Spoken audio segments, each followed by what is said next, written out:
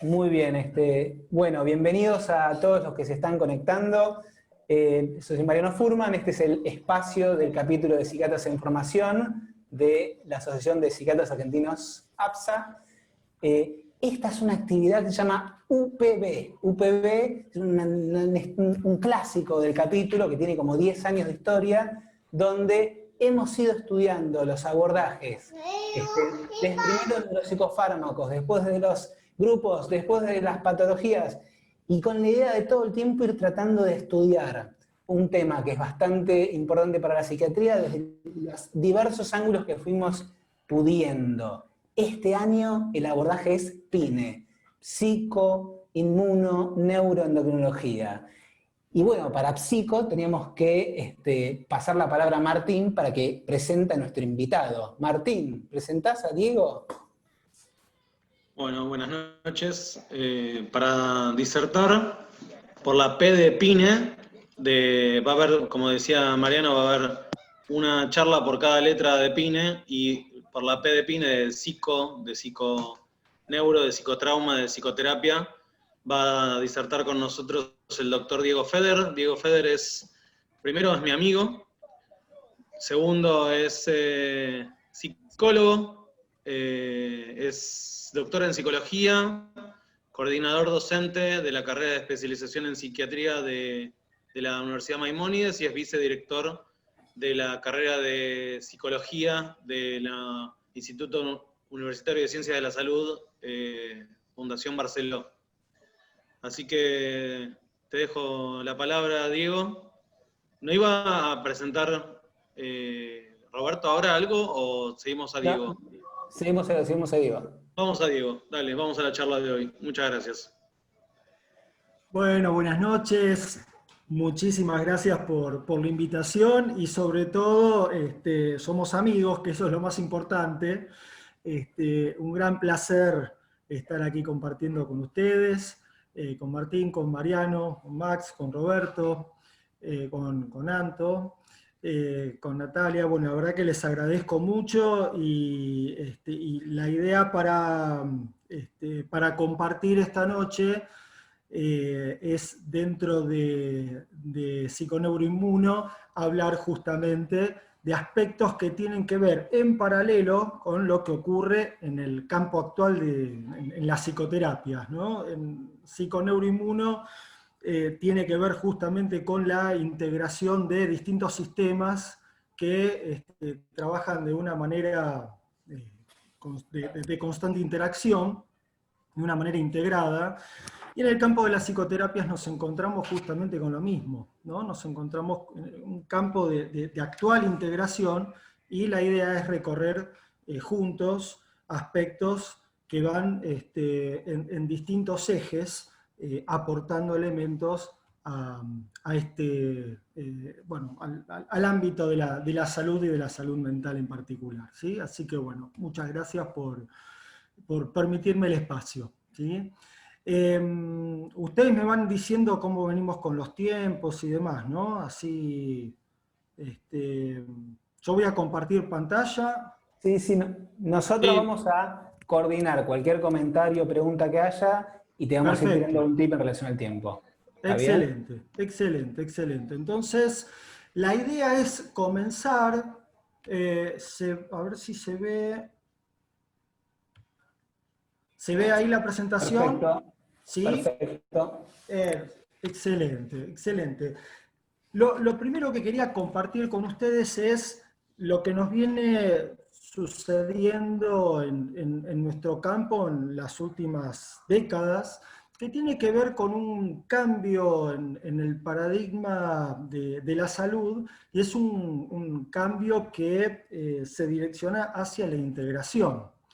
Y es un paradigma que tiene que ver básicamente con tres enfoques bastante interesantes, que son los siguientes. El primero es la identificación de factores protectores, el segundo es la focalización en la resiliencia, y el tercero tiene que ver justamente con un abordaje integral. ¿Qué significa cada uno de ellos? La identificación de factores protectores tiene que ver fundamentalmente no solo con identificar factores de riesgo, que es lo que clásicamente, digamos, identificar aquellos factores que generaban patología o que generan patología y que pueden, digamos, ocasionar el desarrollo de un proceso psicopatológico, a esa visión clásica hay muchos aportes actuales que ponen más el centro de interés en identificar los recursos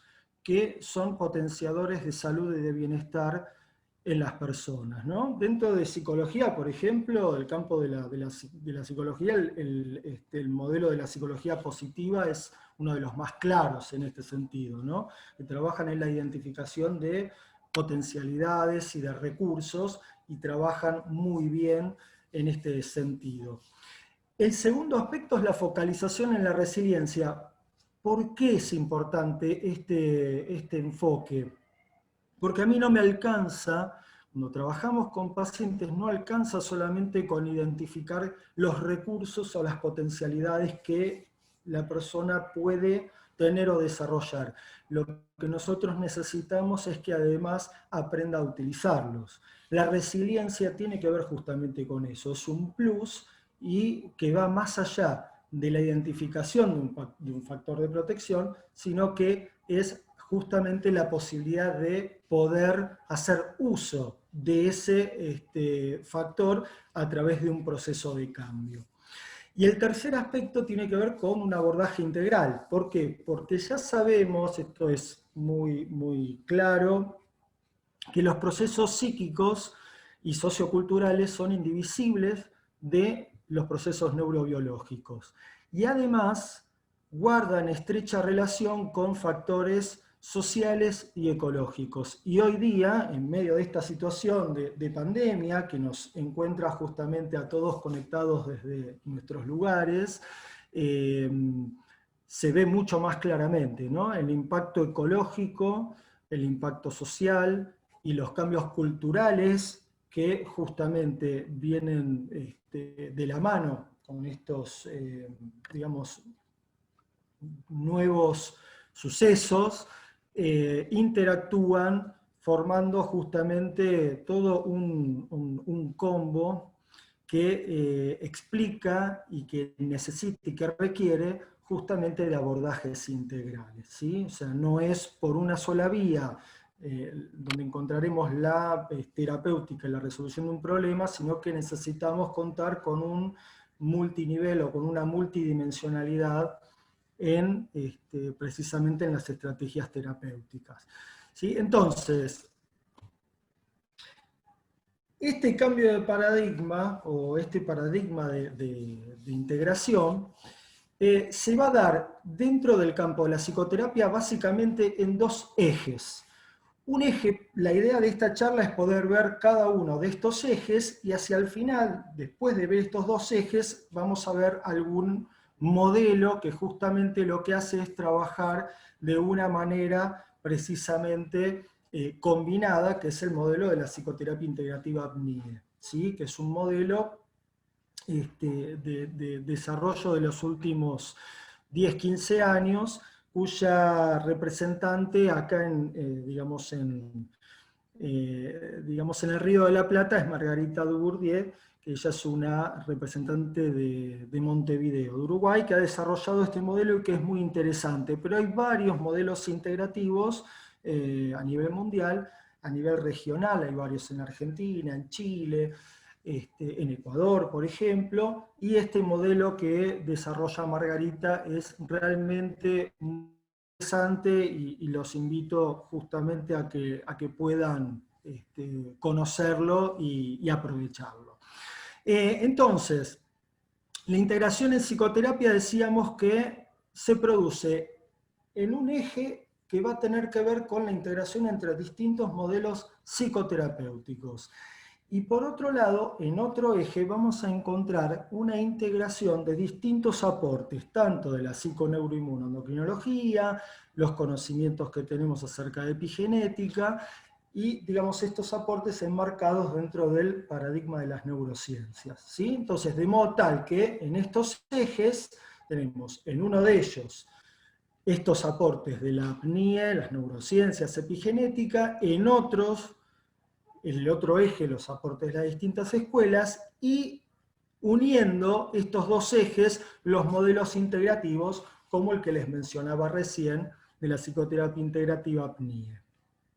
¿Sí? Entonces, si nosotros comenzamos, en pocas palabras, mencionando o intentando conceptualizar a la psicoterapia, el primer problema con el cual nos vamos a encontrar es que justamente tenemos amplia variedad de escuelas y modelos. O sea, todos sabemos que básicamente tenemos cinco pilares de modelos generales, digamos, en el campo de la psicoterapia. Y esos 5 pilares reúnen a una cantidad enorme de modelos y de aplicaciones dentro de cada uno de estos pilares, que precisamente, si nosotros quisiésemos conocer a cada uno de ellos dentro del campo de la psicoterapia, obviamente necesitaríamos, no solamente necesitaríamos un día de 48 horas de duración, sino que además necesitaríamos varias vidas para poder conocer cada uno de los modelos que tenemos consignados en distintas publicaciones, en manuales, digamos, en diferentes asociaciones y demás. O sea, ya en la década, para que tengamos una idea, en la década del 90 contábamos con más de 400 modelos de psicoterapias conocidos en distintas publicaciones. Piensen, década del 90, ¿sí? Justamente todos estos modelos pertenecían de una u otra manera a estos 5 pilares que yo les mencionaba recién, dentro de los cuales nosotros vamos a encontrar el pilar psicodinámico, o sea, todas las vertientes de los modelos provenientes del psicoanálisis, por ejemplo. Tenemos el pilar cognitivo, tenemos el pilar conductual, que en la actualidad pilar cognitivo y conductual prácticamente se los conoce como terapia cognitivo-conductual, pero en sus inicios estaban separados. Después tenemos el pilar sistémico y finalmente tenemos el pilar de los modelos existenciales, ¿sí? Esos son los 5 pilares dentro de los cuales nosotros vamos a agrupar en líneas generales a los diferentes modelos. Pero ¿cuál es el problema? Justamente el problema es que si nosotros queremos conceptualizar a la psicoterapia se define o se conceptualiza a partir de lo que cada una de estas escuelas consideran como lo más relevante, tanto desde el punto de vista de la generación de la psicopatología, como así también aquellos aspectos que se consideran relevantes en la resolución de esta problemática, ¿no? Entonces vamos a encontrar una cantidad de definiciones muy amplias, ¿sí?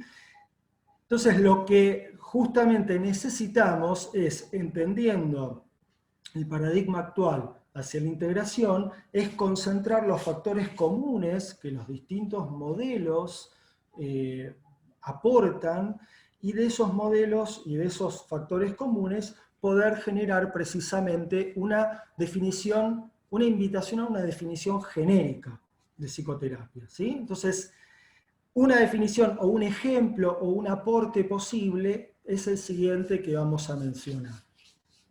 La psicoterapia puede definirse como una serie de procedimientos basados en una relación humana que se transforman en un potencial agente de cambio, permitiendo y diseñando intervenciones que, basadas en estos intercambios comunicacionales, se orientan a producir modificaciones en distintos procesos del consultante: pensamientos, emociones, sensaciones, vínculos, hábitos, conductas, ¿sí? Imágenes. Y estos cambios tienen que enmarcarse en un contexto compartido, social y cultural, dentro del cual esas modificaciones adquieren un sentido y una orientación. Porque una definición tan larga, porque precisamente tratamos en esta definición de incluir los distintos elementos que independientemente del modelo de que estemos hablando, podamos encontrar en un proceso psicoterapéutico. ¿Sí? Entonces, cuando hablamos de una serie de procedimientos, hablamos de distintos pasos que una psicoterapia tiene que tener. Comenzando por el diagnóstico y la conceptualización, pasando a un proceso de psicoeducación donde compartimos la conceptualización con el paciente, definimos luego objetivos, y luego de estos objetivos diseñamos en conjunto una estrategia terapéutica. Esta estrategia terapéutica luego vamos a evaluarla precisamente en una serie de procesos de evaluación que se van a sostener, o sea, todos estos procesos se van a sostener solamente si tenemos entre terapeuta y consultante y paciente, o cliente, como mencionan algunos modelos, si tenemos una buena relación terapéutica. ¿Qué quiere decir esto? Si funciona la relación que el terapeuta y el paciente establecen de confianza, de aceptación y de trabajo mutuo, solamente si esta relación funciona, todo lo que mencionamos recién puede tener sentido y puede tener eficacia, ¿no? Entonces el campo de la psicoterapia justamente tiene además este elemento central que es el de la relación terapéutica,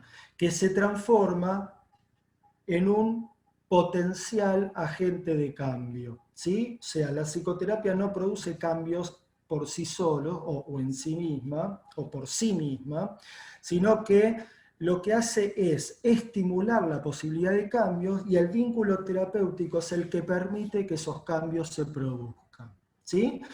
Y dentro, esos cambios se van a producir dentro de un contexto social y cultural, ¿sí? Entonces, esta es una definición de psicoterapia, una definición genérica, que en el campo precisamente de la integración tiene objetivos y tiene determinados procesos. ¿Qué objetivos persigue una psicoterapia? Lograr justamente aumento de recursos, percepción de control, el aumento de la posibilidad de percepción de control, mayor capacidad adaptativa y de afrontamiento. El objetivo es lograr una mejora en los procesos de regulación emocional. También puede trabajar en mejoras de las modalidades vinculares, en el aumento, como decíamos recién, de las estrategias de afrontamiento, pero principalmente todos estos factores convergen en el concepto de calidad de vida.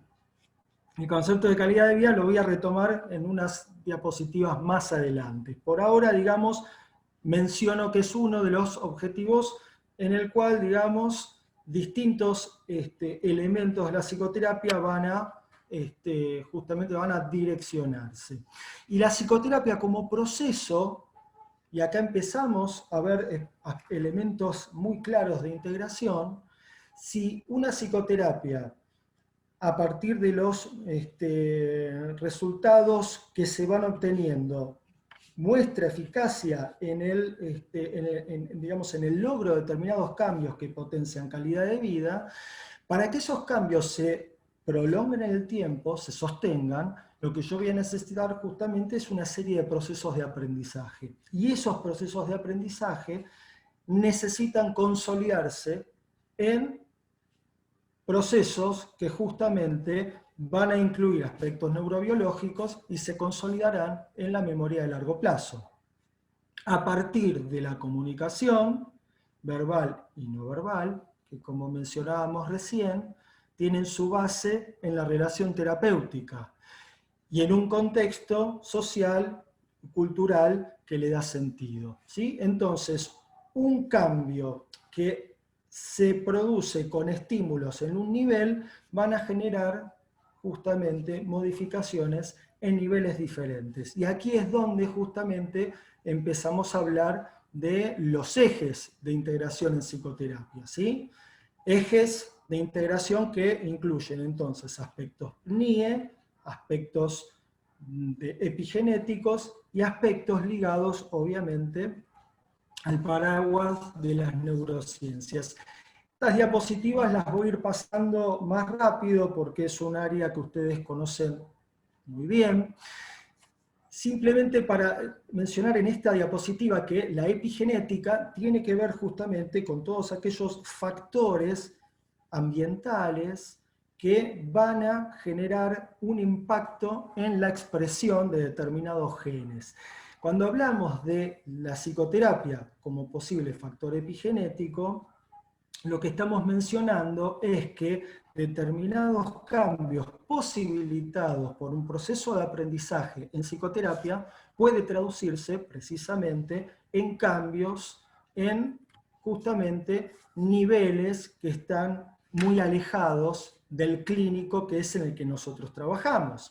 Entonces, cuando hablamos de posible factor epigenético, lo que nosotros habitualmente consideramos es cómo obtenemos ciertas evidencias que permitan dar cuenta de estas posibilidades. Si nosotros, como decíamos recién, tenemos un proceso de aprendizaje en un tiempo prolongado que mejora la calidad de vida, nosotros vamos a tener la posibilidad de lograr una serie de evidencias clínicas que nos muestren cómo un paciente, comenzando, por ejemplo, un trastorno de ansiedad, va mejorando a lo largo del tiempo su estado de ánimo, sus estrategias de afrontamiento, sus posibilidades de reinserción en distintas áreas de su vida cotidiana. O sea, esto lo podemos ver, son evidencias clínicas que podemos obtenerlas con cierta facilidad, por lo que nos dice el paciente, por lo que observamos nosotros, por lo que nos puede referir un tercero, incluso por pruebas, digamos, escalas, por determinados test y retest que podemos llegar a también medir, con lo cual, digamos, las evidencias clínicas son, digamos, simples. Ahora, las evidencias biológicas que marcan justamente estos cambios son evidencias que se requieren justamente lograr en un nivel diferente. Y en este sentido, nosotros hace unos años tuve la posibilidad de participar junto con el doctor Tafet, cuando hacía poquito que estábamos trabajando en la Universidad Maimónides, trabajamos con un grupo de pacientes que consultaban en el servicio en el hospital universitario de la Universidad Maimónides. Nosotros atendíamos en el área de psicoterapias y psiquiatría, pacientes que tenían un cuadro de estrés, sería un trastorno de ansiedad generalizada, era estrés crónico en aquel momento, pero es compatible con un cuadro de trastorno de ansiedad generalizada.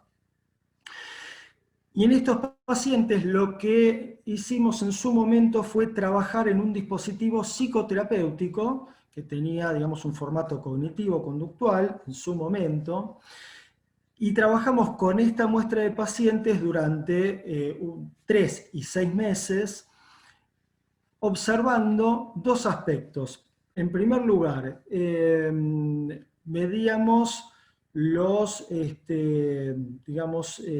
valores de cortisol en sangre al inicio del tratamiento, a los 3 y a los 6 meses, y además trabajábamos con escalas para medir síntomas y obviamente la evaluación clínica de los pacientes al inicio, a los 3 meses y a los 6 meses de tratamiento.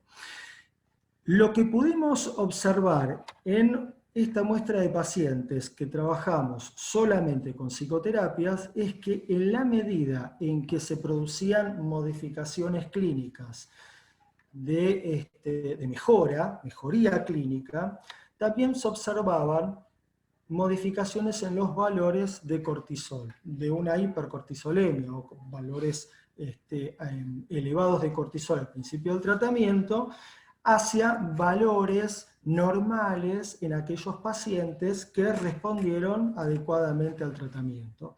Había una particularidad: estos eran pacientes que solamente habían tenido un tratamiento psicoterapéutico por distintos motivos. En algunos casos eran pacientes que no querían recibir un tratamiento combinado de medicación y psicoterapia, o tenían intenciones de trabajar primero en estrategias psicoterapéuticas y probar de esa manera. O sea, por una serie de razones habían decidido y acordado intentar solo, en un principio, un tratamiento psicoterapéutico. Hubo pacientes dentro de este grupo que lógicamente requirieron de un tratamiento combinado, y en esos casos, obviamente, fueron pacientes que no se incluyeron en el protocolo, o mejor dicho, se retiraron del protocolo inicial. Pero lo que nosotros queríamos corroborar en esta muestra de pacientes eran los correlatos que se podían generar o se podían observar entre el nivel clínico y el nivel biológico, solamente mediando una intervención psicoterapéutica, ¿sí? Lo que pudimos ver justamente, y se pudo publicar este trabajo, fue este correlato, que por supuesto no tenía ningún tipo de intención de comparar ni, digamos, medir eficacia de un modelo respecto de otro, o sea, psicoterapia versus farmacoterapia, ni tratamiento combinado. Simplemente lo que queríamos era corroborar qué sucedían en distintos niveles cuando la intervención venía de uno solo. Efectivamente pudimos observar este cambio, y lo que pudimos ver era que precisamente en la medida en que nosotros teníamos esta muestra, en otras partes del mundo, otros grupos de investigadores veían fenómenos similares, en otro tipo de patologías, en estrés postraumático, en depresión, por ejemplo. Estudios que se habían hecho en Israel, en Estados Unidos, por ejemplo, arrojaban resultados similares. Esto nos permitió pensar justamente que hay una relación muy clara entre los diferentes niveles. ¿A qué se deben esas relaciones? Bueno, hay una serie de hipótesis. Lo que nosotros sabemos es que hay una secuencia clínica progresiva que va desde el estrés agudo, siguiendo, digamos, hacia la instalación de un cuadro de estrés crónico cuando las estrategias de afrontamiento no resultan eficientes. Y si el estrés crónico se sostiene en el tiempo, sabemos que se transforma en la antesala de la posibilidad de un cuadro depresivo, ¿sí? De la instalación de un cuadro depresivo. Y esto obedece a distintas razones, tanto, y aquí nos metemos un poquito más con los psiconeuroinmunos, salimos un poco del plano epigenético, nos metemos en los psiconeuroinmunos, tanto por factores biológicos o neurobiológicos como factores psicológicos que convergen precisamente en este tipo de fenómeno, ¿sí? Si nosotros vemos un modelo lineal integrativo, sabemos que la respuesta del estrés ante factores de estrés va a ser una respuesta, digamos, que intenta ser adaptativa en distintos niveles. Nivel del sistema nervioso, una respuesta neuroendocrina, ¿sí? Con la activación del eje córtico, límbico, hipotálamo, hipófiso adrenal, y además una respuesta cognitivo-emocional-conductual, ¿sí? O sea, tenemos 3 niveles de respuesta que van a estar justamente interactuando para determinar una, digamos, la intención de una estrategia de afrontamiento por un lado y una respuesta del cuerpo, digamos, una respuesta física acorde a la demanda a la que estamos sometidos. En esta diapositiva lo que incorporo es un aspecto que dentro de la integración tiene que ver específicamente con lo cognitivo. Y tiene que ver con el modelo de afrontamiento o el modelo cognitivo del estrés de Richard Lazarus. Que Richard Lazarus precisamente en su modelo de afrontamiento del estrés distingue precisamente dos tipos de respuesta o dos niveles de procesamiento en paralelo. Un nivel primario y un nivel secundario. Este nivel de procesamiento primario va a ser un nivel que básicamente se va a caracterizar por ser un sistema de procesamiento muy rápido, instintivo, y que no va a tener justamente, no va a pasar, o del cual nosotros por lo menos no vamos a tener conciencia en un primer momento. Es la típica respuesta que nosotros tenemos cuando estamos ante un ruido muy brusco o una situación, digamos, que nos sorprende. La respuesta, digamos, hay una evaluación primaria y una respuesta primaria que nos prepara instintivamente para afrontar ese peligro o para huir de esa situación, ¿sí? Acto seguido, se pone en marcha un proceso secundario, que ese proceso secundario vuelve a evaluar precisamente la información, evalúa además la primera respuesta o la información que deviene de esta primera respuesta primaria, y en ese momento tenemos la posibilidad de tomar conciencia de la situación y de establecer estrategias de afrontamiento que ya van a tener justamente una característica mucho más compleja. Esta respuesta secundaria, digamos, ya está mediada por otras áreas, digamos, cognitivas, otras áreas de procesamiento de la información, y lo que nos muestra es precisamente cómo distintos niveles, por ejemplo, sistema límbico, corteza prefrontal, interactúan para dar lugar a una respuesta de afrontamiento. ¿Sí? Entonces, nosotros tenemos justamente diferentes niveles que procesan información y que convergen en un tipo de respuesta. En esta diapositiva agrego un elemento más. También hablando desde lo cognitivo, podemos mencionar el modelo de Aaron Beck. Aaron Beck, ¿por qué les traigo esta justamente diapositiva o este modelo? Dentro de lo que implica la integración en psicoterapia y estos ejes de integración. Porque precisamente Aaron Beck, que es uno de los representantes más importantes de los modelos de psicoterapia dentro del, digamos, pilar cognitivo, tiene dos momentos en la presentación de su teoría, en este caso, el modelo que explica la depresión desde la perspectiva cognitiva. Una primera perspectiva en los años 60-70 y una segunda perspectiva que complementa en un artículo que se publica en el año 2008, que vamos a compartir a continuación.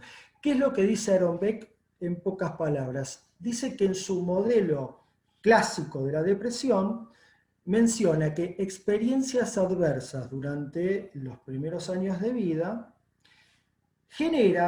construyen, digamos, esquemas disfuncionales con creencias, conocimientos y formas de afrontamiento que se van a agrupar en lo que él menciona como una vulnerabilidad cognitiva. ¿Sí? Es un aprendizaje caracterizado por una disfuncionalidad y una potencial vulnerabilidad cognitiva.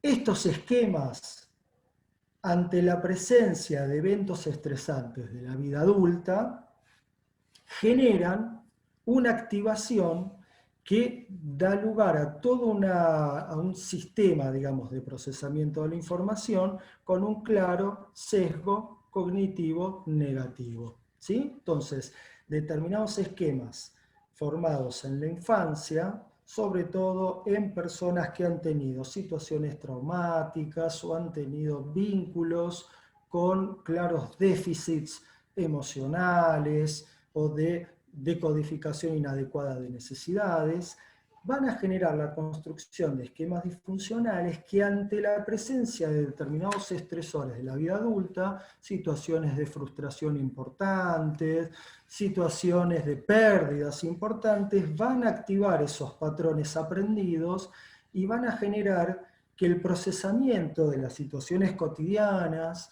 y de aquellos esquemas que tienen que ver con el autoconcepto y con la consideración de los propios recursos y las estrategias de afrontamiento, claramente tengan un sesgo cognitivo negativo, ¿sí? Esto se transforma en la antesala de justamente el procesamiento de la información de característica del cuadro depresivo. En el año 2008, lo que agrega a esta visión o a esta, digamos, a este modelo clásico es precisamente los factores que intervienen en el procesamiento de la información del modelo primario de Lazarus, o lo que nosotros conocemos claramente como la hiperreactividad amigdalina.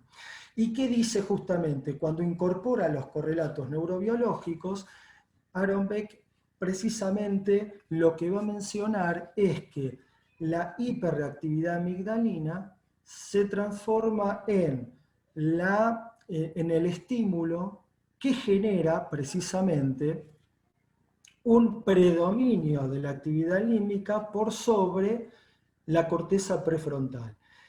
Es decir, limita a la corteza prefrontal para que pueda evaluar adecuadamente los estímulos de la vida cotidiana, ¿sí? Entonces, se explican los sesgos negativos y digamos, y la clara rigidez del razonamiento, del procesamiento de la información de características de la depresión a partir, en gran medida, de esta hiperreactividad amigdalina que limita la posibilidad de evaluación de la corteza prefrontal, ¿sí? Y a su vez, obviamente, tenemos la activación del eje hipotálamo hipófiso adrenal, ¿sí?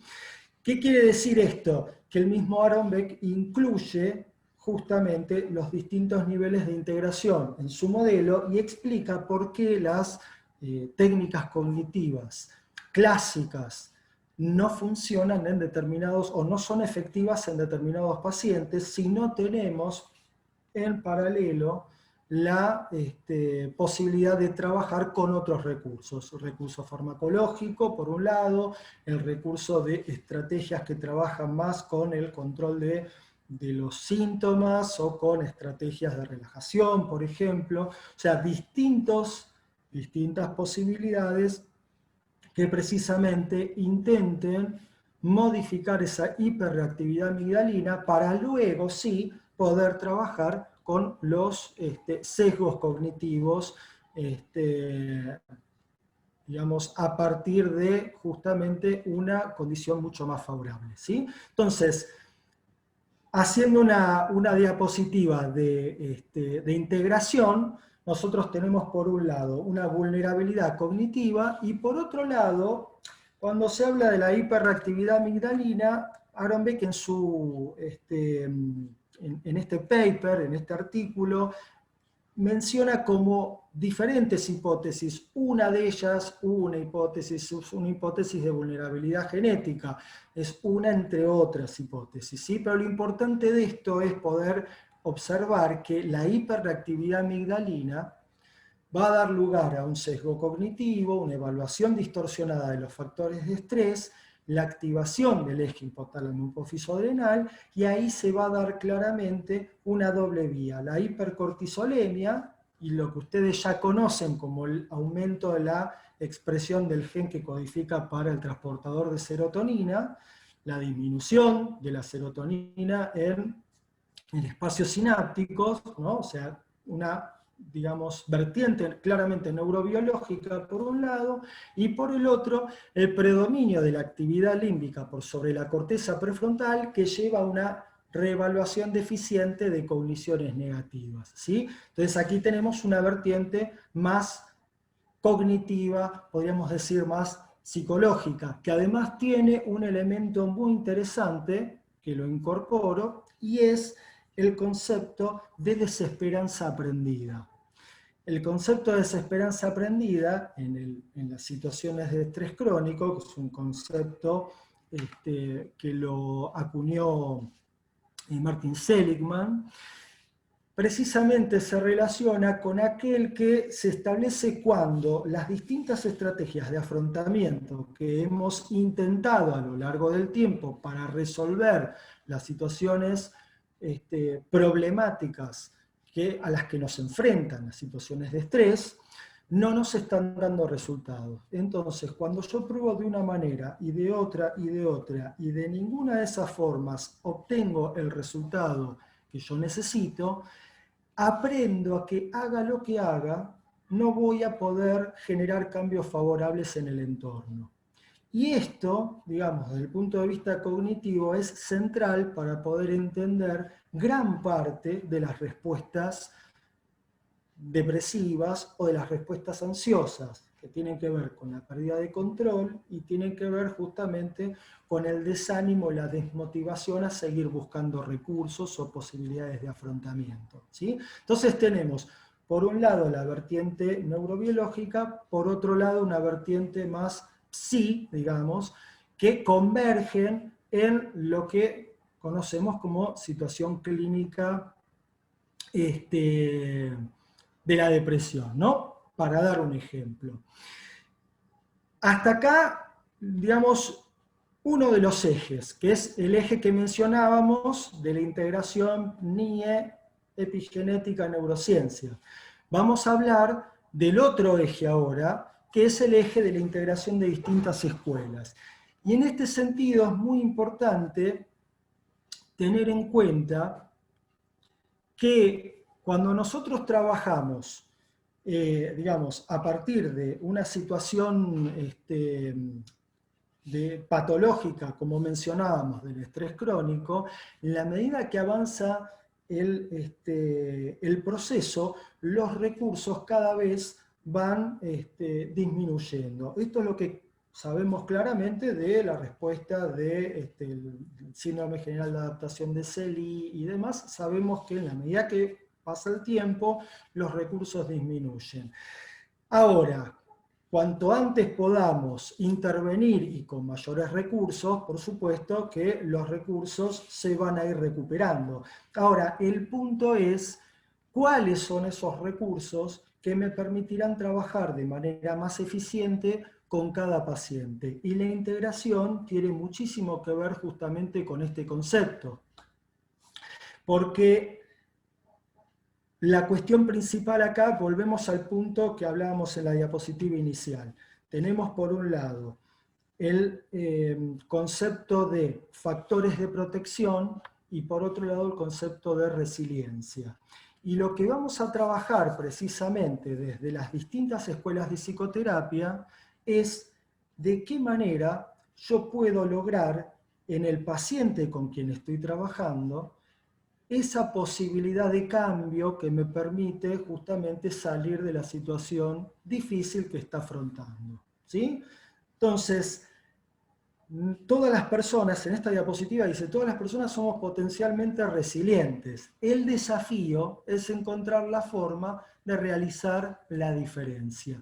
Y aquí es que nos vamos a meter en aportes que distintos modelos de psicoterapia nos brindan al concepto de resiliencia, ¿sí? ¿Cómo estamos con el tiempo, Mariano? ¿Estamos bien? Vamos bien, vamos bien. Podríamos dar un ratito más de exposición. Sí. La idea es no exceder las 2 horas, creo que sí. Tenemos hasta media hora más y después dejar un rato para preguntas. Lo que vos me digas, así estamos. ¿Estamos bien hasta acá? ¿Sí? No sé si... Bien. Pero vos dale. Perfecto. Sí, estamos súper bien de tiempo, así que... Bien. Nuestro techo es las 10. Nuestro techo es las 10. Si llegamos a las 10 nos quedamos sin espacio para preguntas. Si podemos terminar media hora antes para abrir debate, comentarios, estaría bueno. Por supuesto. Seguimos entonces. Hay un aspecto muy interesante para mencionar en esta diapositiva que tiene que ver con lo siguiente, con el concepto de inmunidad psíquica y el concepto de resiliencia, ¿sí? El concepto de inmunidad psíquica es un concepto trabajado por el equipo de Moti Beniacar, que es muy conocido, digamos, para todos, Moti, en todo lo que tiene que ver con el estrés por disrupción. Y precisamente tiene que ver con este contexto en el cual estamos todos inmersos, ¿no? Este contexto de pandemia y de estrés crónico que ya venimos afrontando desde hace tantos meses y que no sabemos todavía cuánto tiempo nos llevará por delante, y que tiene que ver justamente con lo siguiente, con un doble proceso. Por un lado, cómo llegamos a una situación disruptiva o una situación que claramente es estresante, y qué hacemos a partir de ese momento en que justamente estamos afrontando esta situación estresante. Cómo llegamos a ese momento está relacionado con el concepto de inmunidad psíquica. Y el momento posterior, o sea, qué hacemos a partir de, y lo que desarrollamos a partir de, va a estar relacionado con el concepto de resiliencia. ¿Sí? Es importante esto como un ordenador, porque el concepto de inmunidad psíquica nos va a permitir el afrontamiento a una situación estresante, y va a tener que ver particularmente con 3 elementos. O sea, la inmunidad psíquica es lo que nos permite afrontar lo que nos sucede y no salir huyendo o corriendo o paralizarnos. Y va a tener que ver precisamente con 3 elementos. El primer elemento es reconocer la realidad que estamos afrontando. O sea, poder reconocer el estresor, ¿sí? Poder saber qué situación afrontamos y qué características tiene.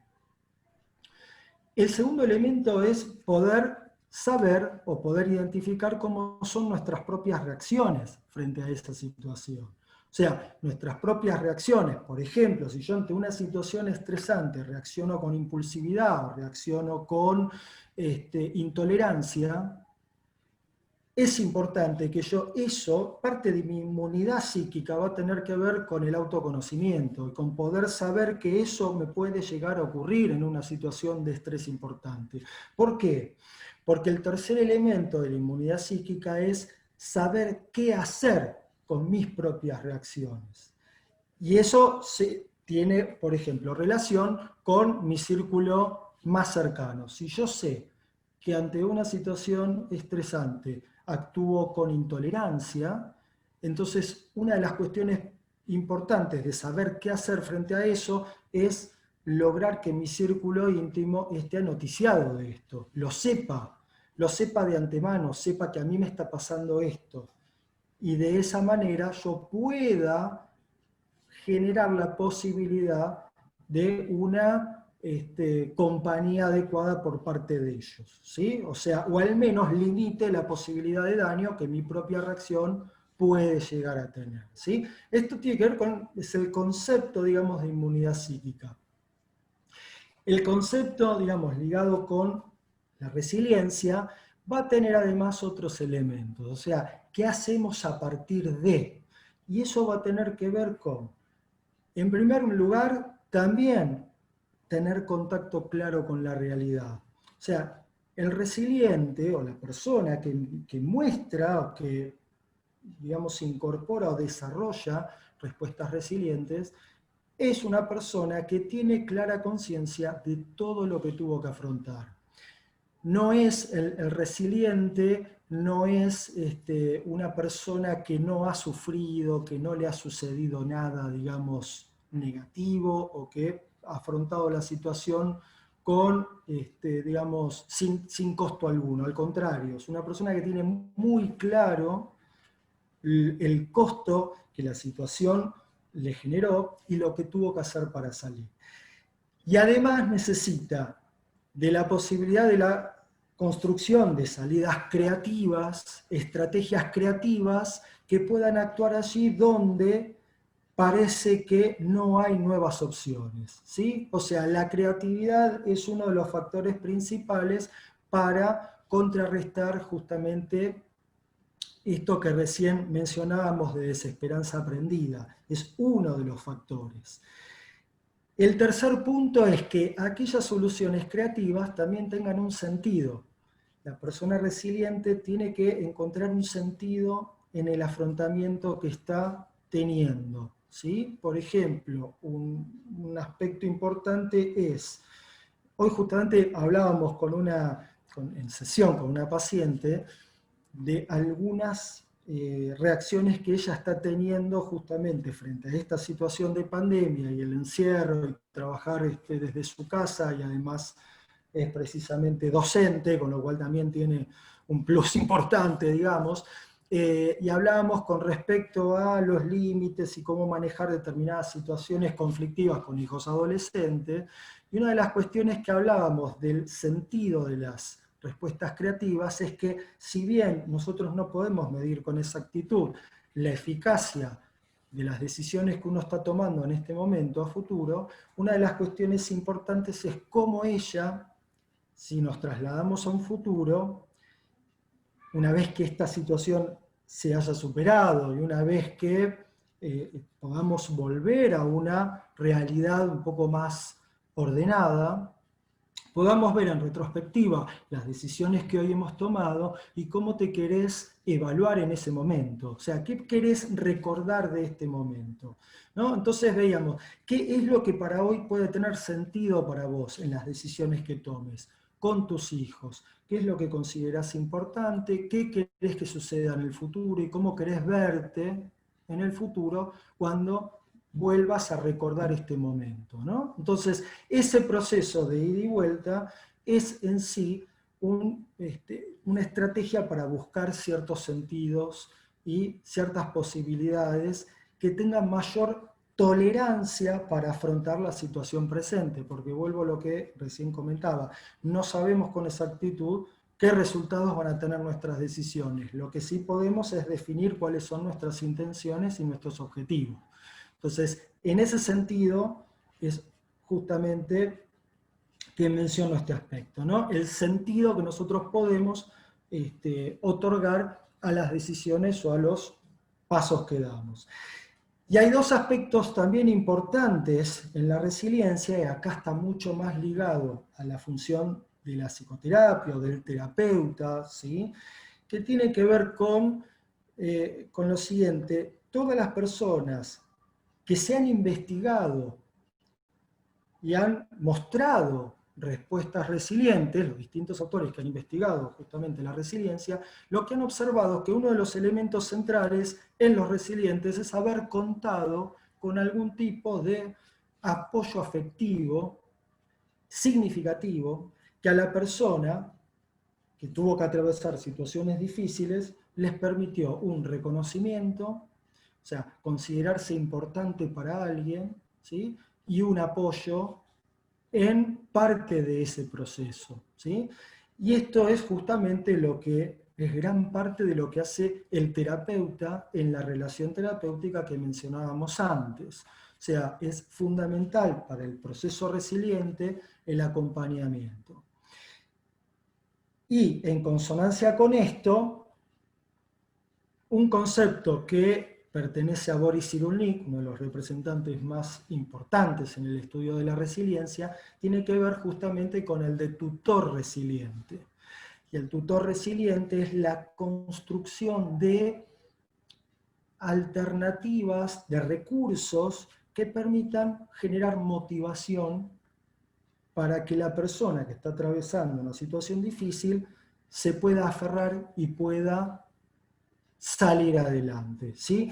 Este tutor a veces toma la forma de una compañía afectiva, ¿sí? O sea, el tutor resiliente puede ser el terapeuta, sí, puede ser el terapeuta, pero va más allá, no es solo la presencia de una persona. Puede ser, en algunos casos, un proyecto que la persona quiera desarrollar a futuro. proyecto personal, un proyecto altruista o solidario, puede ser un legado que quiera dejar a sus hijos, puede ser, por ejemplo, una persona a quien cuidar, a quien acompañar, y que le sirve a su vez proteger a alguien. Un hijo, por ejemplo, es una forma de construir un tutor resiliente, por ejemplo, y en otros casos a veces una mascota también puede ser un tutor resiliente, o sea, la posibilidad de aferrarse a alguna posibilidad, ¿sí? O sea, cualquier recurso que permita que la persona se sostenga, se motive, se aferre momentáneamente en ese proceso de construcción de recursos es justamente muy importante, ¿sí? Entonces, las distintas escuelas, ¿por qué hice esta introducción? Porque las distintas escuelas de psicoterapia nos brindan diferentes elementos para trabajar en estas distintas opciones, ¿sí? Entonces, para hacer un pequeño recorrido, nosotros tenemos, por ejemplo, desde una perspectiva cognitiva, nosotros antes mencionábamos que determinadas situaciones vulnerables o negativas o traumáticas en la historia de vida generan esquemas vulnerables que van a tener creencias y formas de afrontamiento que serían, digamos, a priori disfuncionales, o sea, creencias de incompetencia, creencias de imposibilidad de superación de obstáculos, o sea, toda una serie de posibilidades que pueden llevar a tener respuestas limitantes o disfuncionales en situaciones problemáticas. Justamente la perspectiva cognitiva tiene la posibilidad de trabajar justamente sobre aspectos que lleven a la construcción de creencias que puedan ser potencializadoras, creencias que puedan llevar a la construcción de motivaciones y posibles salidas, a la perspectiva de justamente valorar más los recursos y poder modificar ciertos sesgos cognitivos, como mencionábamos antes, ¿no? Entonces, justamente el procesamiento de la información que se trabaja en la reestructuración cognitiva brinda muchos elementos para trabajar precisamente aspectos ligados a la creatividad y a la motivación, ¿sí? Desde una perspectiva justamente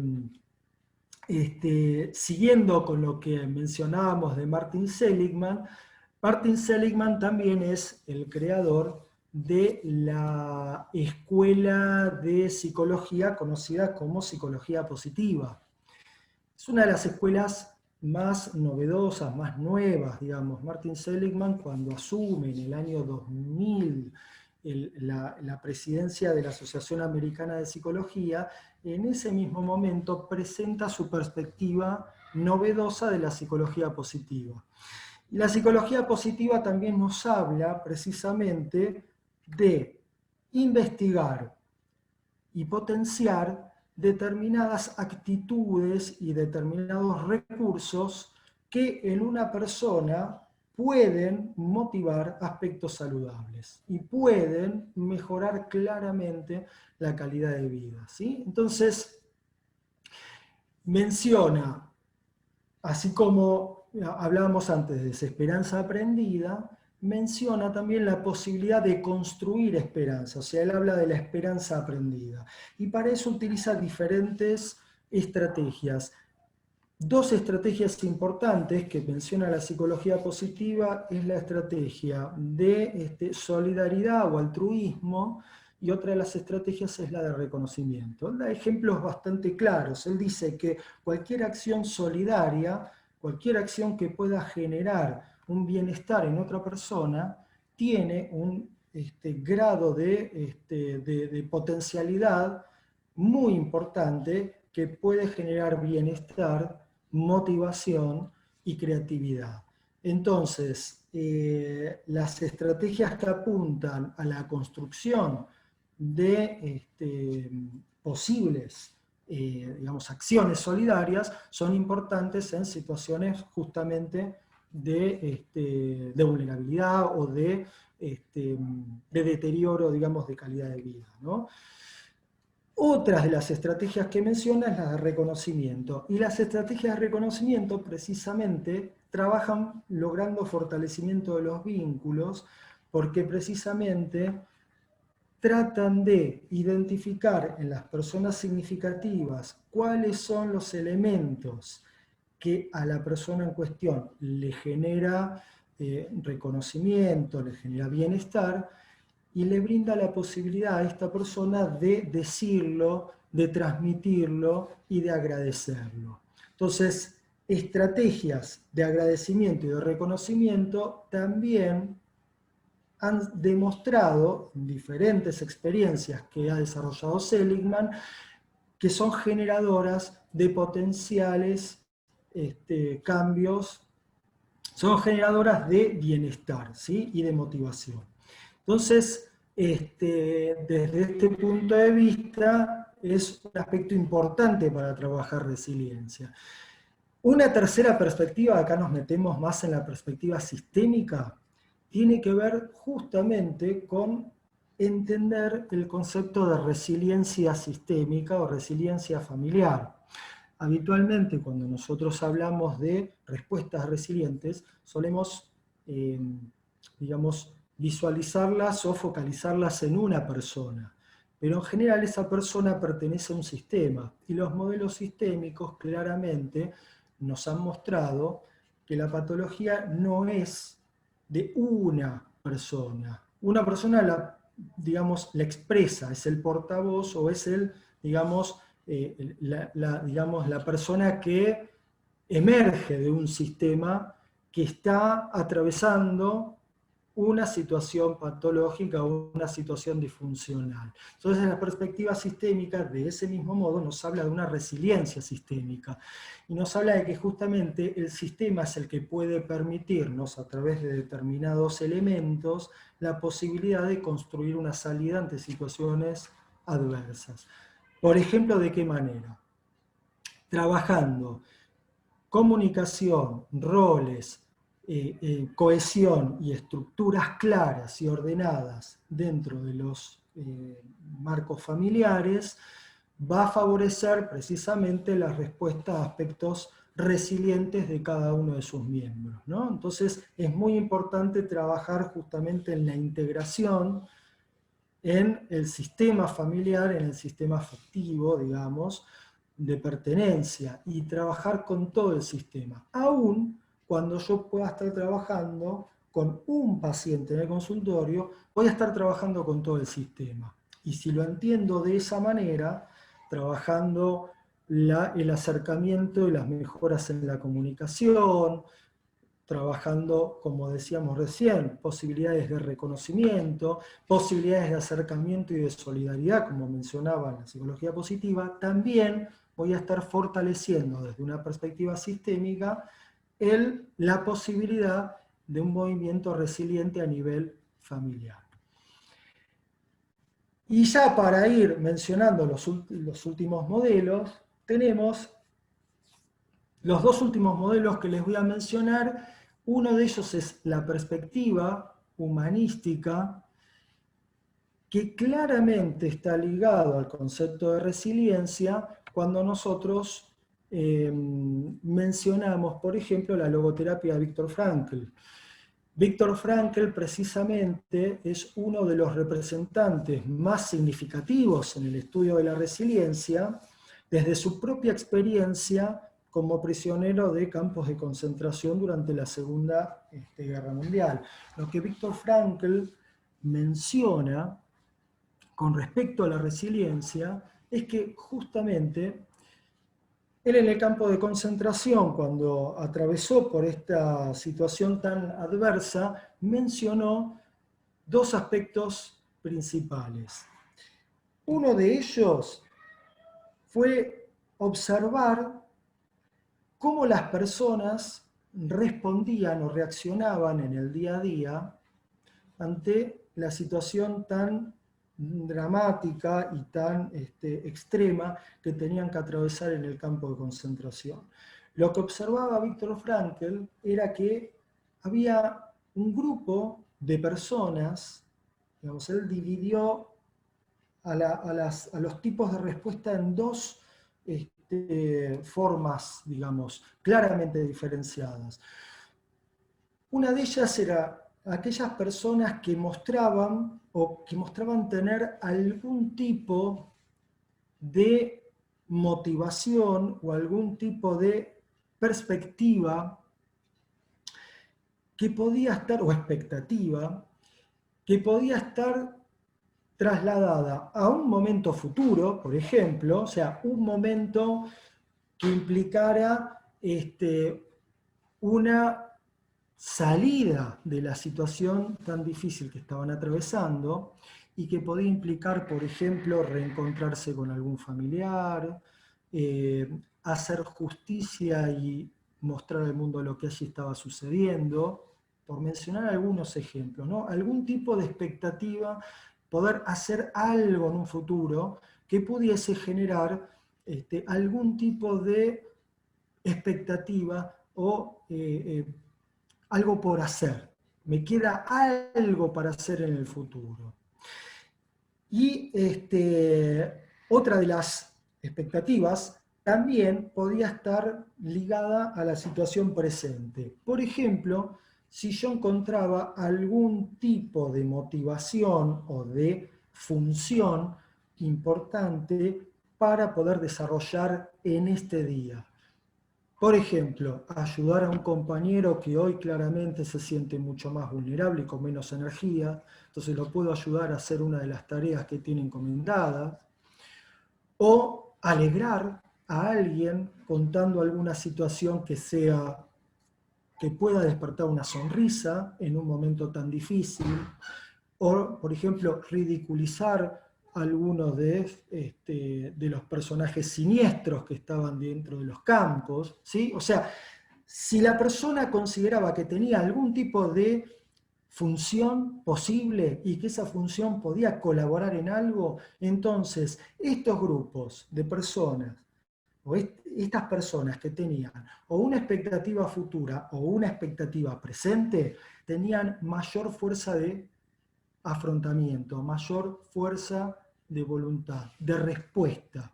Entonces, podían luchar más, ¿sí? O sea, tenían una posición una postura más activa, lo cual no les aseguraba poder sobrevivir, pero sí tenían otra actitud. Y esto lo notaba claramente. En cambio, aquel grupo de personas que no respondía, que no tenían una expectativa futura o presente y que consideraban que ya no había demasiado por encontrar en el futuro, porque los familiares habían fallecido o porque habían perdido lo que consideraban que era importante en la vida y ya no había demasiado para hacer, o que esta experiencia no se iba a poder superar, claramente eran los primeros que bajaban los brazos. Y la tendencia era que eran los primeros en fallecer. Incluso, Viktor Frankl también observaba y decía, que es lo que figura en esta diapositiva, que precisamente hay una voluntad de sentido en el ser humano. Todos nosotros tenemos, digamos, una tendencia innata a la búsqueda de sentidos, a la búsqueda creativa de sentidos, y que esa búsqueda es una capacidad inherente simplemente por nuestra condición de seres humanos, ¿no? Y eso nos permite trascender nuestras dificultades. Cuando esa búsqueda de sentido se obtura por alguna circunstancia, la que fuere, ahí quedamos a merced de la posibilidad de una patología, ¿sí? Ahí quedamos, digamos, en esa circunstancia estamos más expuestos o más vulnerables, ¿sí? Y es lo que en general nosotros observamos en pacientes ansiosos, pacientes deprimidos, la falta de construcción o de de búsqueda de ese sentido, ¿no? Y es un aspecto muy, muy, muy importante a trabajar desde el punto de vista resiliente. Él decía que incluso había diferentes maneras en que las personas entraban a las cámaras de gas. No era la misma manera que entraba una persona, que entraba mirando hacia arriba, considerando que enfrentaba ese momento con cierto sentido, cierto mensaje para el resto, para los mismos nazis, por ejemplo, o para el resto de los compañeros, o aquellas personas que entraban en un estado de desesperación, o sea, en la misma situación tan difícil como estar en ese momento que parece ser sin salida, la actitud, uno no pierde la posibilidad de afrontar esa situación de una o de otra manera. Esto era lo que él expresaba, ¿no? Lo cual no quiere decir que eso nos resuelve o permite superar esa situación, pero sí la manera de afrontarla. ¿Sí? Entonces, desde el punto de vista del trabajo resiliente, la perspectiva humanística a partir de modelos como el de la logoterapia, claramente nos permite trabajar mucho en la posibilidad de este tipo de construcciones, ¿sí? Y para finalizar con los modelos, digamos, hemos mencionado el modelo cognitivo, el modelo de la psicología positiva, modelos sistémicos, modelos existenciales. El análisis transaccional es otra de las escuelas, una escuela muy interesante, no tan difundida, pero sí obviamente conocida, que es un modelo creado por Eric Berne. Eric Berne habla en el análisis transaccional de varios elementos que son centrales en el trabajo en calidad de vida, en el trabajo terapéutico, pero principalmente hay dos de ellos que son, digamos, significativos para compartir. Uno de ellos tiene que ver con el concepto de caricias positivas. Caricias positivas, justamente, Eric Berne sostiene que las caricias son las unidades de reconocimiento, son aquellos estímulos que nosotros emitimos a otra persona para mostrarle que esa persona existe para nosotros, ¿sí? Por ejemplo, hablarle, sostenerle la mirada, ¿sí? Incluso criticarlo, aunque sea de una manera constructiva, pero también de una manera negativa, agredirlo. O sea, una agresión también es una caricia. Es un estímulo que me está mostrando que para mí la otra persona está presente, existe. Entonces, lo que Eric Berne menciona es que en la resiliencia, o mejor dicho, no lo mencionaba hacia la resiliencia, pero sí lo tomamos como un elemento para trabajar en resiliencia, es que justamente la construcción de lo que se denominan caricias positivas permite justamente generar el fortalecimiento de la autoestima y de la autoconfianza. Es lo que mencionábamos antes desde el concepto de resiliencia como aquel apoyo humano, ¿sí? Que notaban en todas las personas que habían afrontado con resiliencia, digamos, o generando resiliencia, situaciones adversas. Entonces, las caricias positivas son aquellas que precisamente me permiten a mí saber que para otra persona yo soy importante. Que una persona a mí me ponga un límite, si lo hace adecuadamente, también es una caricia positiva, porque lo que está haciendo es proteger el vínculo y ordenarlo. O sea, las caricias positivas son aquellas que permiten generar bienestar a largo plazo. Entonces, ¿por qué es importante además este concepto? Porque los seres humanos nos acostumbramos en nuestra historia de vida a recibir determinadas caricias, a rechazar otras, ¿sí? Muchas personas que rechazan cuando los halagan o cuando les dicen cosas favorables y positivas, tienden a o a minimizarlo o a negar lo que el otro dice, ¿sí? Eso, digamos, muestra muchas veces una forma de acostumbrarse a recibir cierto tipo de caricias, que a veces tiene más que ver con una crítica más dura, con una exigencia, por ejemplo, y no estar tan acostumbrados a que nos digan cosas favorables, ¿sí? E incluso muchas veces hasta desconfiamos de lo que nos están diciendo. Si estoy acostumbrado a que me critiquen, una de las posibilidades es que si me dicen algo bueno, y si me lo dicen es porque querrán algo a cambio, ¿no? Esa es una de las típicas respuestas que muchas veces encontramos. Entonces, desde el punto de vista de las caricias, poder generar la posibilidad de emitir caricias positivas y de recibirlas es un aspecto que puede potenciar justamente desarrollos resilientes. Y otras de los aspectos tiene que ver con el concepto de plan de vida versus argumento de vida. El plan de vida versus argumento de vida tiene que ver con, en primer lugar, argumento de vida es aquel, digamos, guión, aquel aprendizaje que nosotros hemos desarrollado y recibimos en nuestro sistema de pertenencia.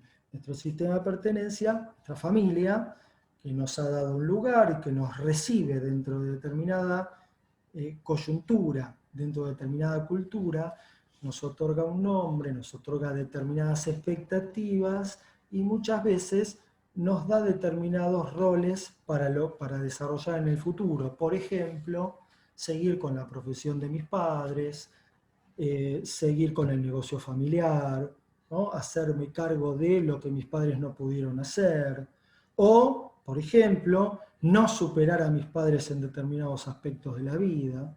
Entonces, el análisis transaccional lo que trabaja, desde el punto de vista también resiliente, es poder identificar los argumentos de vida y en aquellos casos donde estos no son compatibles con un desarrollo, digamos, más favorable en términos de calidad, poder justamente generar o trabajar en la generación de un plan de vida, que precisamente tiene que ver con la construcción de nuevas decisiones, nuevos roles o nuevos proyectos que tengan que ver justamente con los propios intereses, reconociendo el argumento de vida del cual partimos y poder encontrar puntos de compatibilidad en algunos casos y poner límites en otros, digamos, ¿no? Este es otro de los puntos interesantes del análisis transaccional. Así que hasta acá, digamos, con esto, digamos, cerramos el eje que tiene que ver con la integración de escuelas. Ninguna escuela de psicoterapia lo explica todo, ni da solución mágica al padecer humano, ¿sí? Cada una saca mejor provecho de alguna función o recurso, ¿sí? Pero además tienen también sus zonas de carencia, ¿sí? Entonces, las distintas escuelas convergen en lo que mencionamos al principio como calidad de vida, ¿sí? Y justamente uno de los modelos terapéuticos que trabajan precisamente en la integración, trabajan en estos dos ejes. Por un lado, el eje de la integración en escuelas, y por otro lado, el eje de integración entre intervenciones psicoterapéuticas y modificaciones desde los distintos niveles biológicos, ¿sí? Yo creo, Mariano, que acá estaríamos bien como para ir participando con lo que quieran compartir, ¿no? ¿Te parece bien? Me parece bien. Vamos silenciando micrófonos. Bueno, quería agradecer, la verdad, que la integración de la clase de hoy de PINE Psicoterapias, la verdad que podemos decir que objetivo cumplido. Y bueno, abrimos a comentarios, a preguntas. Martín.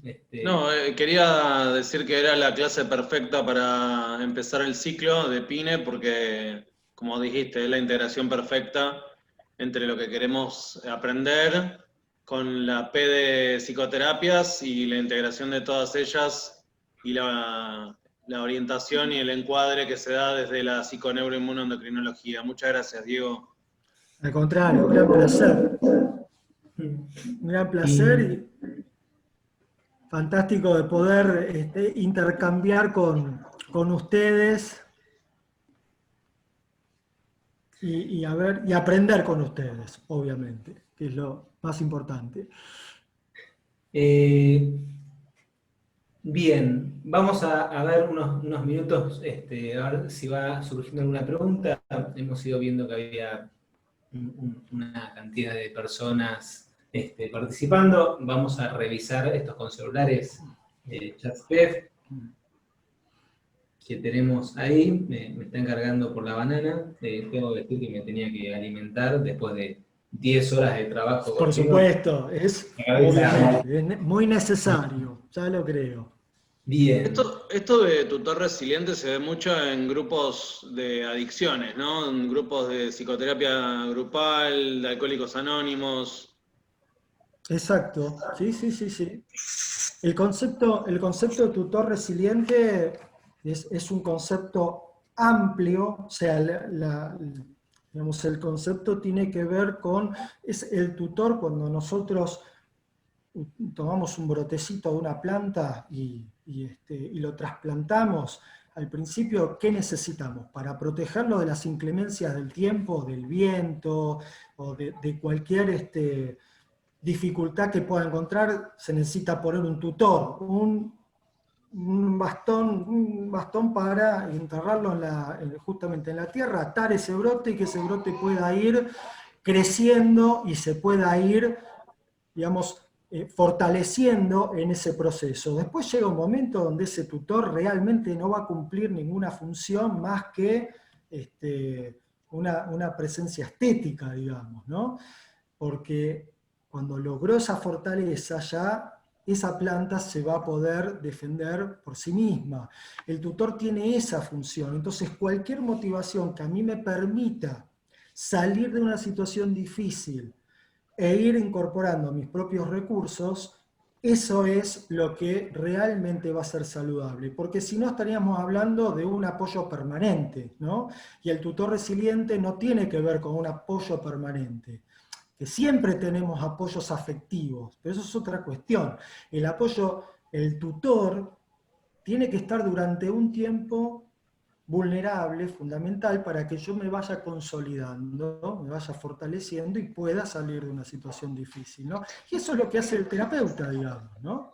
El terapeuta cumple esa función, digamos, porque si no necesitaríamos que la terapia sea eterna y de toda la vida. Está bien, hay ciertas circunstancias que requieren que se prolongue mucho en el tiempo, pero la terapeuta tiene que ser limitada en esa construcción de recursos, ¿no? Es muy difícil cuando el paciente está con estrés crónico, desesperanza prendida, a medio de la pandemia, y viene al terapeuta y se encuentra con un terapeuta que también está burnout, con estrés crónico, la misma ecología y ambiente que está sufriendo el paciente, y uno lo único que tiene ganas de decirle al paciente es, la verdad, te reentiendo. ¿Qué le respondemos, no?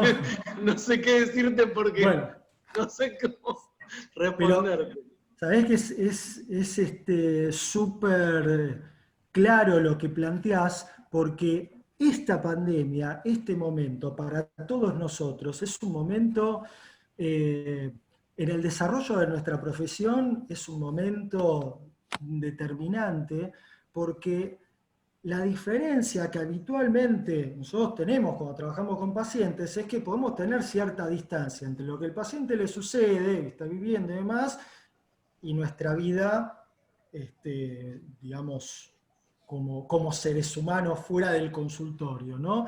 Con nuestras zonas oscuras y todo lo que tenemos que trabajar en nuestra terapia, en nuestra supervisión y demás, como para evitar trasladarlo al tratamiento, ¿no? Por supuesto.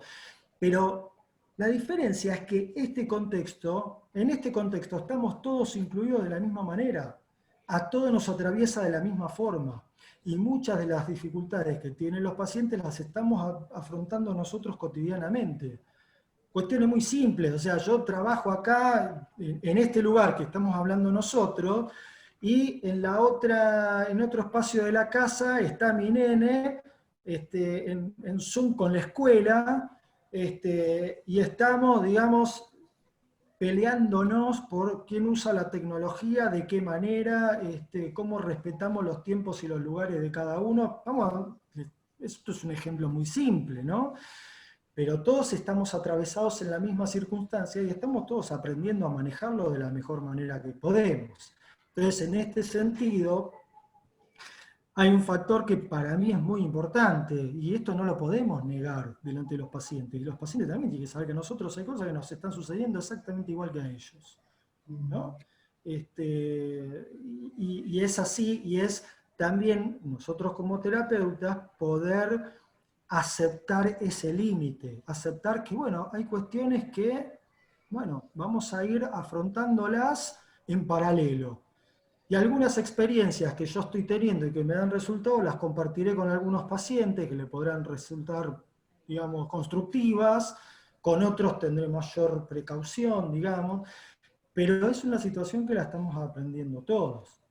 Incluso el uso de la tecnología y de la teleterapia, ese es todo un mundo aparte, ¿no? Porque en este momento, digamos, la gran mayoría de los profesionales, de los colegas, nos estamos manejando justamente en la terapia virtual, ¿no? La teleterapia existe desde hace décadas, no es algo novedoso. Pero ¿cuántos de nosotros realmente nos hemos formado en esto? Yo no me formé en la teleterapia, no me formé para poder trabajar con pacientes a través de Zoom o de una videollamada.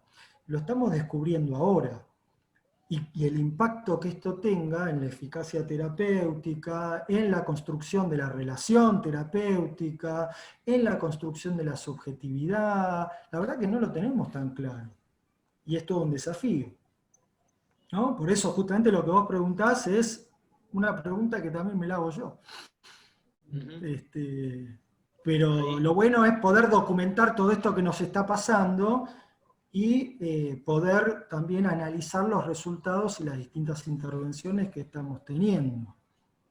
¿Sí? Sí, justo Rafa Groisman comparte que eso lo trabajaron Puget y Wender con el concepto de mundos superpuestos. Ajá. Bueno, es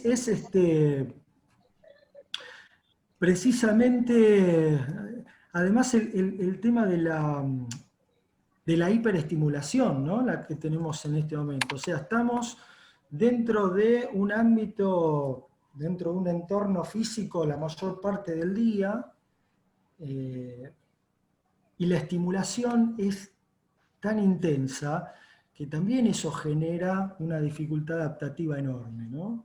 Ese es el otro aspecto, cómo manejar la hiperestimulación estando sentados en la misma silla durante, y viendo las mismas, por ahí, las mismas paredes, el mismo entorno durante la mayor parte del tiempo. Todo eso es un entrenamiento al que no estamos acostumbrados, claramente, ¿no? Y buscar alternativas lo vamos haciendo también junto con los pacientes. ¿Sí? A mí me pasó algo muy, muy curioso en un paciente que, además, las primeras semanas yo perdí contacto con varios pacientes, que en la medida que fue pasando el tiempo, no sé si les pasó lo mismo, pero en la medida que empezó a pasar el tiempo, se fueron reincorporando, ¿no? Entonces, yo estoy en uno de los ambientes en mi casa donde tenía mejor señal de internet, porque ese era el otro tema, buscar dónde podíamos tener mejor señal, que no siempre es el lugar más cómodo. Justo atrás, la pared de fondo, tenía un montón de dibujos de mi nene. Mi nene ahora tiene 10 años, pero mi nene tomó esa pared, que es del comedor diario de casa, y empezó a pegar sus dibujos y bueno, yo le pedimos lugar como para que lo haga sin problema. Entonces, durante distintos años fue tapizando, digamos, empapelando la pared. Y en un momento, claro, me empiezo a atender a un paciente después de unos cuantos meses de no verlo, y me doy cuenta que me había puesto justamente en ese lugar, no me había dado cuenta que tenía de fondo la pared con todos los dibujos de mi nene, ¿no? Y para este paciente, en un momento me dice, qué buenos dibujos que tenés atrás, me dice, qué bueno que son, ¿qué son de tu nene? Pues sabía que yo tengo un hijo, además. Esa situación, que para mí fue una situación que dije, uy, qué macana, no me di cuenta de este detalle, digamos, para este paciente fue muy significativo porque vio una parte que le generó desde el punto de vista del vínculo terapéutico, le resultó muy familiar, él se identificó mucho con sus hijos de esa manera y fortaleció más la relación terapéutica por una cuestión más empática, ¿no? O sea, una situación que surge, entre comillas, de un error, por no tener en cuenta un aspecto que se me escapó, qué sé yo, del contexto, del encuadre, por los temas de Internet, se transforma en un elemento que funciona a favor en la relación terapéutica con este paciente, ¿no? O sea, anécdotas que, bueno, esas cosas uno las va, las vamos documentando para poder, poder producir algo con eso, ¿no? Bueno, sí, nosotros estamos acá con nuestro hijo. Con León, claro. León está completamente de acuerdo, ¿no? Está de acuerdo, León ¿no? está de Es más, acuerdo. ya León te está quería... señalando qué pared va a utilizar, ¿no? Sí, sí, Justamente. sí. También Rafa Groisman comparte que Moti Beñacar habla de factores conmetabolizadores a las personas que acompañan a quien se va recuperando de una situación disruptiva. Ujú. Y Diego dice, Diego, no sé si sos vos mismo, que dice muchas gracias por la clase, dice Diego. Le doy una caricia positiva, ¿no? Claro. Una, una autocaricia positiva. Ahí estoy, estaba buscando... ¿Cuál Diego? Diego R. Diego R. Pero esa es la información que tenemos. Eh, Bien, ¿cómo venimos de preguntas en el chat? Había un comentario que Martín, no sé si comentó en su primera pregunta, que decía, cuando trabajamos con adicciones, los consejeros en adicciones por ahí estaban ubicando un poco ese rol transaccional que vos comentabas. Decía Verónica del Collado. Hay un saludo de Rafa Groisman, dice muy buena la clase, muy importante la integración. Muchas gracias, muchas gracias. Sí, retomo lo que decía Rafael recién, de los factores conmetabolizadores. Y sí, claro, es algo también que va en consonancia con lo que mencionábamos del acompañamiento altruista, de las acciones solidarias y de la potenciación sistémica. O sea, cuando yo estoy acompañando a un familiar a salir de una situación difícil, en la medida en que lo ayudo, también todo el sistema se va potenciando para salir de esa situación, ¿no? Nos vamos estimulando mutuamente, desde diferentes lugares y con diferentes alcances, pero justamente ahí radica lo sistémico, en cómo se van generando interrelaciones que en esa sinergia, digamos, lo que vamos estimulando es la potenciación y la mejora en cada uno de los integrantes. Eso es importante. Y el consejero en adicciones también debe pasar por una situación parecida, ¿no? O sea, el que está, digamos, acompañando a personas en recuperación, también justamente recibe ese estímulo, ¿no? Y se potencia. Entonces, en ese sentido hay un buen feedback. Preguntan, bueno, también muy buena la clase de Malen Mendieta. Y Rafa Groisman pregunta si DBT. Sí. Ahí está León. Ah, muy bien, León. Qué lindo. DBT, ¿lo ves como un modelo nuevo o como simplemente integrador? Muy buena la pregunta, muy buena la pregunta. Yo creo que es un poco de las dos cosas. Porque es un modelo nuevo desde el punto de vista que está incluido dentro de las terapias de tercera ola, terapias contextuales, que son terapias superadoras de los modelos cognitivos clásicos, digamos, y que permiten precisamente superar a esos modelos en la medida en que van integrando nuevos recursos. Entonces, tiene una parte que se constituye, digamos, como un modelo nuevo, pero incluye elementos clásicos y elementos que se combinan provenientes de otras escuelas para poder lograr un resultado que por sí solos los modelos previos no habían podido lograr, ¿no?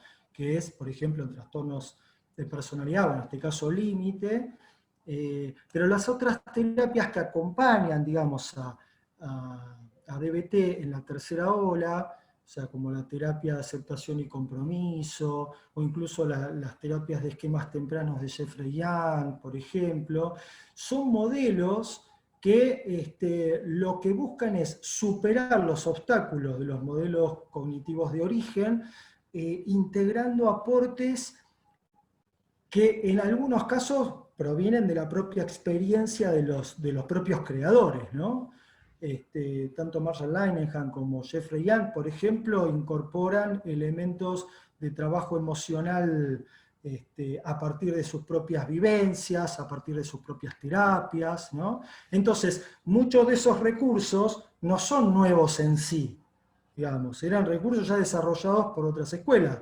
Lo que es nuevo es el modo de integrarlos y el modo de jerarquizar su uso y de desarrollar la estrategia, ¿no? En ese sentido sí podemos decir que son nuevos, pero en la materia prima probablemente no lo son tanto, ¿no?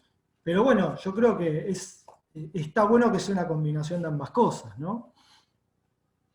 Ese es mi punto de vista, ¿eh? No quiere decir que, a ver, Bien, puedo estar equivocado también, pero es lo que yo veo, ¿no? Sí. Me gustaría, para ir cerrando, Martín vaya introduciéndonos a la cual va a ser la próxima fecha. La próxima fecha no la tengo acá. ¿Me ayudás, Robert? Robert. Monati. Acá la tengo, chicos. La próxima fecha de PINE, de AUPB. ¿Estás ahí, Robert? Sí, la próxima fecha va a ser dictada por el doctor Moreno, Cristian Moreno, de acá de San Juan. El doctor Moreno es un médico reumatólogo, docente de la Universidad Católica de Cuyo, y va a hablar sobre inflamación sistémica y toda la intersección entre los síntomas psiquiátricos y enfermedades reumatológicas, ¿sí? E inmunológicas. Buenísimo. Muchas gracias, Robert. Bueno, queremos, muchos saludos van llegando, agradeciendo la clase, comentando sobre, estuvo muy buena. Muy interesante, queremos muchas todos gracias. agradecer a Diego, un aplauso. Muchas gracias, Diego. Al contrario, a ustedes por la invitación. Súper agradecido. Muy raro el aplauso de Zoom, pero se entiende. Sí. Se entiende que hay aplausos. Son los nuevos, claro, las nuevas modalidades de reconocimiento visual, claro, exactamente. Estamos todos haciendo esta experiencia virtual de la cuarentena, que es impresionante. Bueno, muchas gracias. vamos cerrando, si les parece. Tenemos próximas actividades. La semana que viene los warnings, la siguiente semana tenemos filosofía, la siguiente inmuno. Tenemos un caminito. Muchas gracias a todos. Súper interesante.